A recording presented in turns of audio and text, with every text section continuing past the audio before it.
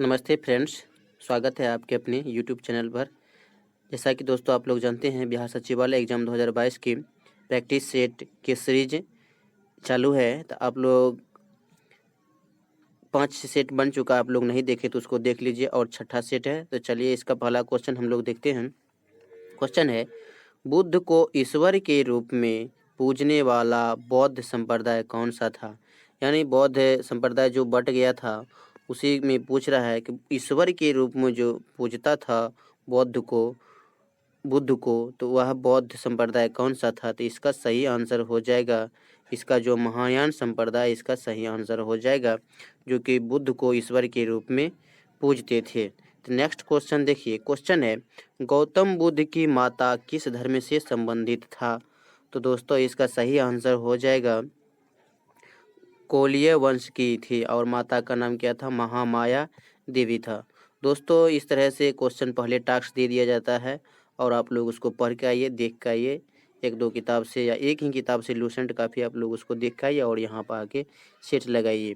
तो चलिए, और सब क्वेश्चन को बनाना तो आसान नहीं है, सभी क्वेश्चन को इसमें देना टेस्ट के लिए तो अच्छा बात नहीं है। तो इसमें टॉप जो एग्ज़ाम की दृष्टि से इस क्वेश्चन को सेट करते हैं। तो चलिए नेक्स्ट क्वेश्चन देखते हैं।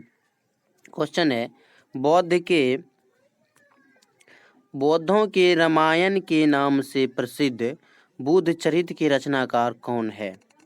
यानी बौद्धों के रामायण के नाम से जो प्रसिद्ध रचनाकार प्रसिद्ध है बुद्ध चरित्र के रचनाकार कौन है, ये पूछ रहा है क्वेश्चन। तो इसका सही आंसर हो जाएगा अश्वघोष, इसका सही आंसर हो जाएगा। चलिए नेक्स्ट क्वेश्चन देखते हैं। क्वेश्चन है, अशोक का कौन सा अभिलेख इस परंपरा की पुष्टि करता है कि गौतम बुद्ध का जन्म लुम्बिनी में हुआ था?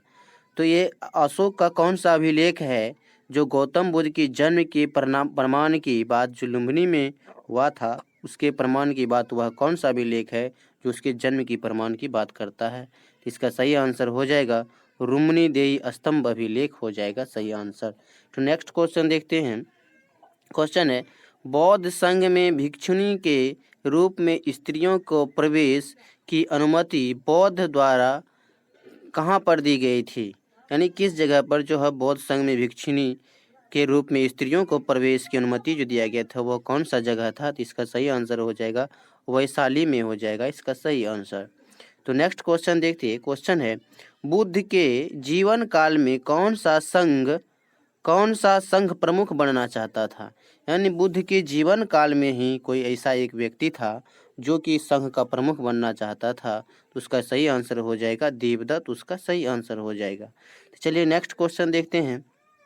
क्वेश्चन, मगध के किस राजा ने बुद्ध के निवास के लिए वेलुवन यहाँ होगा, वेलुवन, इसको सटा दीजिएगा नौ को, वेलुवन नामक महाविहार बनवाया था? यानी मगध के कौन सा राजा था जो बुद्ध के निवास के लिए वेलुवन नामक जो है महाविहार बनवाया था? तो इसका सही आंसर हो जाएगा बिंबिसार, जो इसका सही आंसर हो जाएगा। चलिए नेक्स्ट क्वेश्चन देखते हैं। क्वेश्चन है, बौद्ध तथा जैन दोनों ही धर्म किस मत में विश्वास रखते थे? दोस्तों इस तरह के क्वेश्चन बहुत ही अच्छे लेवल के एग्जाम में पूछे जाते हैं, इसको ध्यान में रखिएगा। बौद्ध तथा जैन दोनों ही धर्म किस मत में विश्वास रखते थे? इसका सही आंसर हो जाएगा दोनों जो है कर्म में तथा पुनर्जन्म में विश्वास रखते थे। यानी कर्म के अनुसार ही फल मिलता है, ये बौद्ध का भी मानना था और जैन धर्म का भी मानना था। इसके बाद पुनर्जन्म के सिद्धांत यानी पिछले जन्म के सिद्धांत में भी विश्वास दोनों बौद्ध एवं जैन धर्म दोनों रखते थे। तो चलिए नेक्स्ट क्वेश्चन देखते हैं। क्वेश्चन है, बौद्ध ने अपने जीवन की अंतिम वर्षा ऋतु कहाँ व्यतीत की थी? ये आपका क्वेश्चन है। तो इसका सही आंसर हो जाएगा वैशाली में किया था। अंतिम वर्षा ऋतु का व्यतीत जो किया था वैशाली में किया था। तो नेक्स्ट क्वेश्चन देखिए। क्वेश्चन है, बुद्ध ने अपने उपदेश किस भाषा में दिए थे? बहुत ही इंपॉर्टेंट क्वेश्चन है, आप लोग ध्यान में रखिएगा। यह जो पाली भाषा में बुद्ध ने उपदेश दिए थे।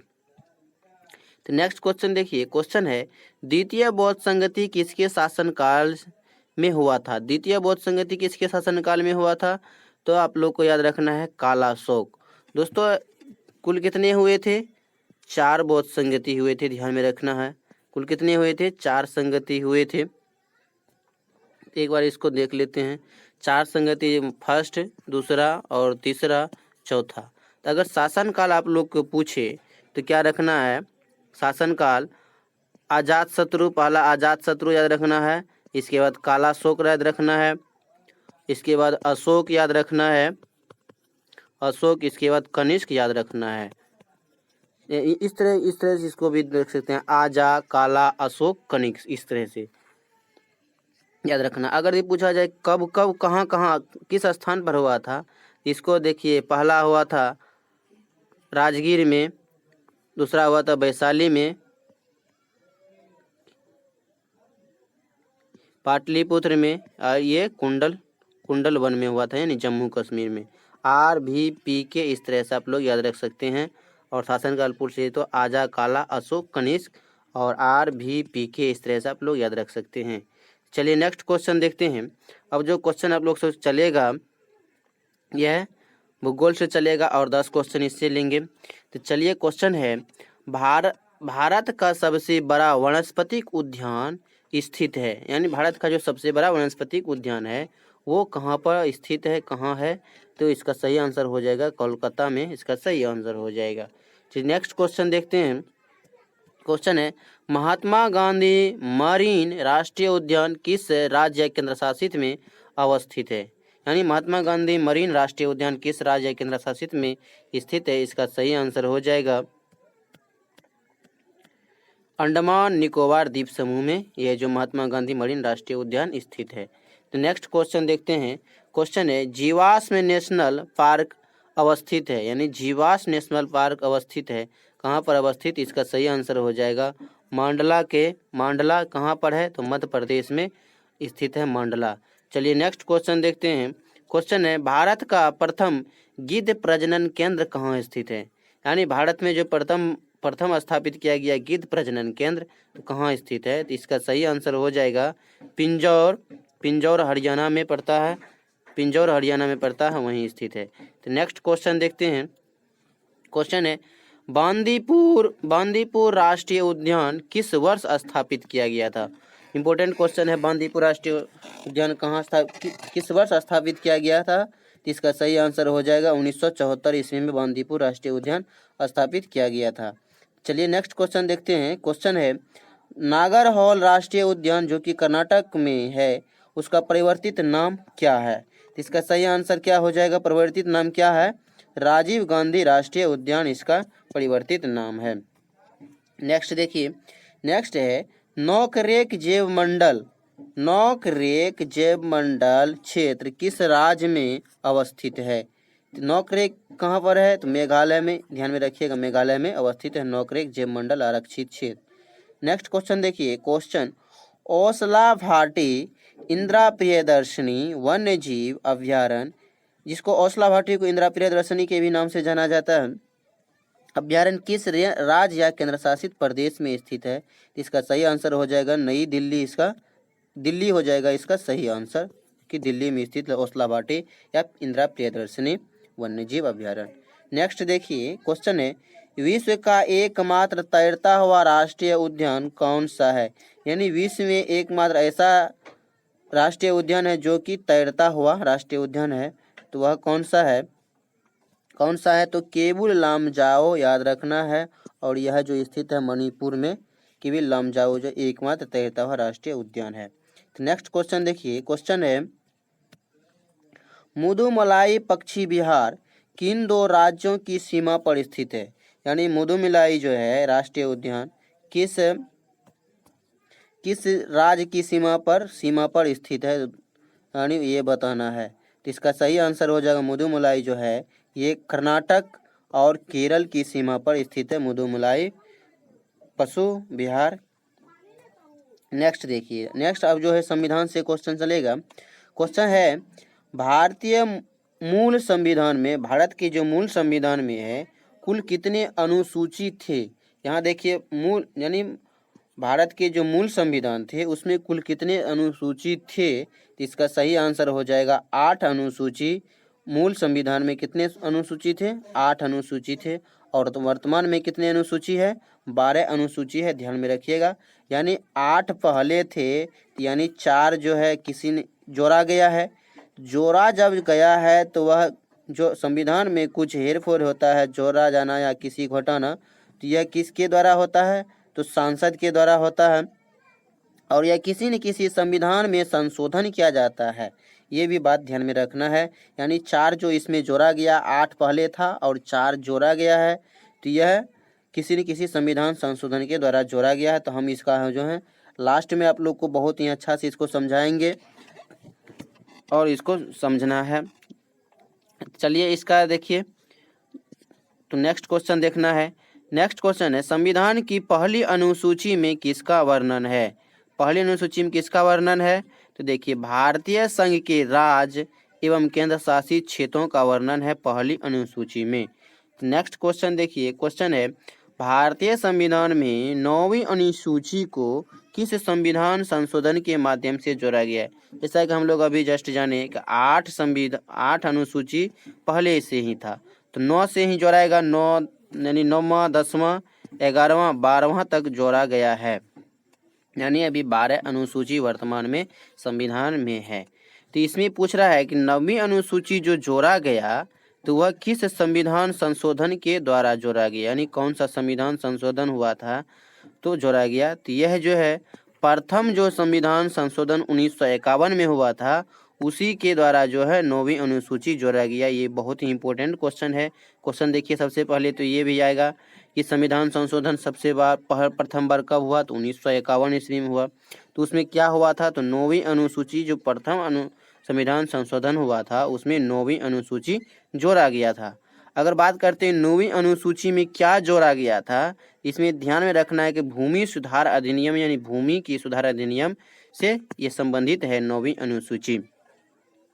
तो नेक्स्ट क्वेश्चन देखिए, क्वेश्चन है कि सरकारों के द्वारा शुल्क एवं कर लगाने का अधिकार संविधान के किस अनुसूची में उल्लेखित है? यानी सरकार जो है किस पर कर, यानी केंद्र सरकार किस विभाग में कर लगाएंगे और राज्य सरकार किस विभाग पर कर लगाएंगे, तो वह जो उल्लेखित है आप लोग को ध्यान में रखना है। यह जो है 7वीं अनुसूची में यह उल्लिखित है। जैसे कि संघ सूची, राज्य सूची और समवर्ती सूची दिया गया है 7वीं अनुसूची में। तो संघ सूची में किसका अधिकार होगा? राज्य सूची पर किसका अधिकार होगा? समवर्ती सूची पर किसका अधिकार है? यह 7वीं अनुसूची में उल्लेखित है। नेक्स्ट क्वेश्चन है, क्वेश्चन, संविधान की 6ठी अनुसूची में किसका वर्णन है? यानी संविधान की 6ठी अनुसूची में किसका वर्णन है, इसको बताना है। तो देखिए, इसका क्वेश्चन सही आंसर हो जाएगा, कुछ उत्तरी पूर्वी राज्यों है उसी जनजाति क्षेत्रों के प्रशासन के बारे में वर्णन है। पिछला वीडियो आप लोग देखे होंगे तो उसमें बताए थे कि अमी मैत्री ट्रिक से बताए थे। तो असम, मिजोरम, मेघालय और त्रिपुरा राज्यों के प्रशासन के बारे में, जनजातियों क्षेत्रों के प्रशासन के बारे में संबंधित है। तो नेक्स्ट क्वेश्चन देखिए, क्वेश्चन है, दल बदल से संबंधित 10वीं अनुसूची को किस वर्ष संविधान में जोड़ा गया? जैसे कि हमने पिछले क्वेश्चन में देखे कि 9वीं जो जोड़ा गया प्रथम में और 1951 ईस्वी में जोड़ा गया है, तो इसको भी जोड़ा गया। तो किस वर्ष जोड़ा गया है, तो इसका सही आंसर हो जाएगा, यानी 10वीं को किस वर्ष जोड़ा गया है, तो इसका सही आंसर हो जाएगा 1985 ईस्वी में जोड़ा गया है। और यह 52वें संविधान संशोधन के द्वारा जोड़ा गया है। 9वीं जोड़ा गया था प्रथम संविधान संशोधन 1951 ईस्वी में, और 10वीं जोड़ा गया 52वें संविधान संशोधन 1985 के द्वारा जोड़ा गया। और उसमें पीएम की बात करते हैं तो पीएम राजीव गांधी थे। चलिए नेक्स्ट क्वेश्चन देखते हैं। क्वेश्चन है, पंचायती राज से संबंधित 11वीं अनुसूची को 13वां संविधान संशोधन के द्वारा किस वर्ष जोड़ा गया है? जैसे कि हमने पहले बताए थे कि पीती दाल पीती, यानी दाल 10वीं हो जाएगा दल बदल, इसके बाद पीटी 11वीं हो जाएगा पीटी, यानी पंचायत से। उसी तरह 11वीं हो जाएगा पंचायती राज से संबंधित है अनुसूची को 73वां संविधान संशोधन के द्वारा किस वर्ष जोड़ा गया है? इसका सही आंसर हो जाएगा कि 1993 ईस्वी में जोड़ा गया। अगर प्रधानमंत्री की बात करते हैं तो उस समय पीवी नरसिम्हा राव प्रधानमंत्री थे। तो नेक्स्ट क्वेश्चन देखते हैं। क्वेश्चन है, संविधान की दूसरी अनुसूची किससे संबंधित है? जैसे कि हमने बताए थे, इसका ट्रिक आप लोग याद कीजिएगा तो आसानी से बन जाएगा। संविधान की दूसरी 6 वे, यानी पहला क्षेत्रफल से, वे यानी वेतन से, यानी दूसरी अनुसूची जो हो जाएगा महत्वपूर्ण पदाधिकारियों के वेतन से संबंधित दूसरी अनुसूची है। तो नेक्स्ट क्वेश्चन देखिए, क्वेश्चन है, संविधान की तीसरी अनुसूची किससे संबंधित है? तो तीसरी अनुसूची किससे संबंधित है देखते हैं। इसमें मंत्रियों, सांसदों और विधायकों के शपथ से, यानी 6वें सास, 6वें यानी पहला क्षेत्रफल, दूसरा वेतन, सास यानी सास से, शपथ से यानी शपथ से। तीसरी अनुसूची किससे हो जाएगा? शपथ से संबंधित हो जाएगा। फिर देखिए इसमें चौथी, नेक्स्ट क्वेश्चन है, संविधान की चौथी अनुसूची किससे संबंधित है? तो सास, फिर आ गया, फिर सो आ गया, तो किससे संबंधित है? तो इसका सही आंसर हो जाएगा संघ शासित प्रदेश से, राज्य एवं संघ शासित प्रदेशों के राज्यसभा के सदस्यों की संख्या से संबंधित है, यानी संघ शासित प्रदेश से इसका सही आंसर हो जाएगा। संविधान की चौथी अनुसूची किससे संबंधित है? राज्यों एवं संघ शासित प्रदेश के राज्यसभा सदस्यों के से संबंधित है। 6वें सास, सास ऐसे याद रखना है सदस्यों से, यानी तीसरा हो गया शपथ से और चौथा हो जाएगा सदस्यों, यानी राज्यसभा एवं संघ शासित प्रदेशों के राज्यसभा के सदस्यों से संबंधित होगा। तो चलिए दोस्तों, आज का ये लास्ट क्वेश्चन था।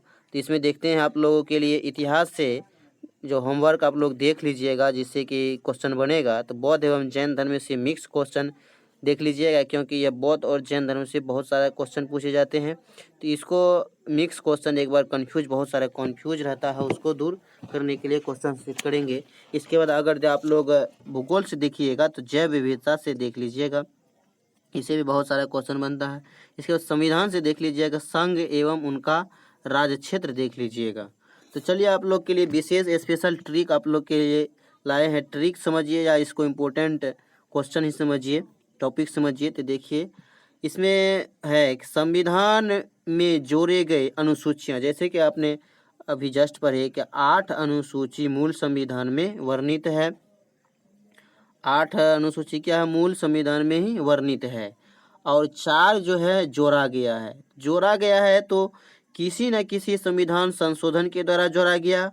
और देखिए जैसे कि 9वीं अनुसूची पर प्रथम संविधान संशोधन के द्वारा, तो उसका भी तो कोई न कोई वर्ष होगा, किस वर्ष जोड़ा गया है। इसके बाद उस समय के प्रधानमंत्री कौन थे जिस समय जोड़ा गया। इसके बाद 9वीं अनुसूची जो है किस कारण से, यानी क्या चीज़ को ऐड किया गया उसमें, 9वीं में क्यों जोड़ा गया, क्या चीज़ का संविधान में कमी था या क्या होना चाहिए। तो उससे संबंधित क्वेश्चन बहुत सारा इसे बनते हैं। तो इसको समझिए कि बहुत बहुत इम्पोर्टेंट जो आपको एक ही स्लाइड में इतना कलेक्ट करके दिए हैं। तो चलिए इसको समझते हैं थोड़ा क्या क्या है। तो आप लोग को याद करने का भी इसको भी ट्रिक बताएंगे। तो देखिए जैसे कि 9वीं अनुसूची, 10वीं अनुसूची, 11वीं और 12वीं सभी जोड़े गए हैं। अब देखिए 9वीं अनुसूची ध्यान में रखना है कि भूमि सुधार अधिनियम से है, ध्यान में रखना। इस तरह से आप लोग को किसी भी अगर यदि इस तरह का क्वेश्चन रहे तो आप लोग ऊपर से नीचे संबंधित इस तरह से याद कीजिएगा। ऐसे नहीं कि ये लंबा लंबी, ऐसे नहीं, ऊपर से नीचे याद कीजिएगा तो जल्दी याद हो जाएगा और समझ में भी आएगा। तो चलिए इसको देखते हैं कि देखिए क्या है कि 9वीं अनुसूची भूमि सुधार अधिनियम से है, 10वीं किससे है? दल बदल अधिनियम से है, 11वीं पंचायती राज की पंचायतों की शक्तियां है और 12वीं जो है नगर पालिकाओं की शक्तियां है। तो इसको समझिएगा। इसके बाद देखिए 9वीं जो जोड़ा गया है प्रथम संविधान संशोधन के द्वारा। इसके बाद 52वां संविधान, यानी इससे 52वां संविधान संशोधन, इससे पहले 51 संविधान संशोधन हो गया। और यह 52वीं बार जो संविधान संशोधन हो रहा है, इसमें क्या है? दल बदल अधिनियम है। इसके बाद देखिए 73वां संविधान संशोधन है। इसके 11वीं को 73वां संविधान संशोधन के द्वारा जोड़ा गया है। 12वीं को 74वां संविधान संशोधन के द्वारा जोड़ा गया है। अब देखिए 9वीं की बात करते हैं तो 9वीं जो 1951 ईस्वी में जोड़ा गया। इसके बाद 10वीं जो जोड़ा गया 1985 ईस्वी में जोड़ा गया। इसके बाद 11वीं जो जोड़ा गया यह 1992 ईस्वी में जोड़ा गया। इसके बाद 12वीं जो जोड़ा गया 1992 93 दोनों क्वेश्चन आएगा तो आप लोग 92 आएगा तो 92 मारिएगा और 93 आएगा तो दोनों में से एक ही कोनो रहेगा, या तो 92 रहेगा या तो 93 रहेगा, कोई एक मारिएगा। अगर दोनों रहे तो इसमें बेस्ट रहेगा 93 मारिएगा। अब देखिए 9वीं जो है 9वीं अनुसूची जो जोड़ा गया था उसमें कौन थे? पंडित जवाहरलाल नेहरू प्रधानमंत्री थे। इसके बाद 10वीं जो जोड़ा गया उसमें दल बदल अधिनियम, ये उस समय राजीव गांधी प्रधानमंत्री थे।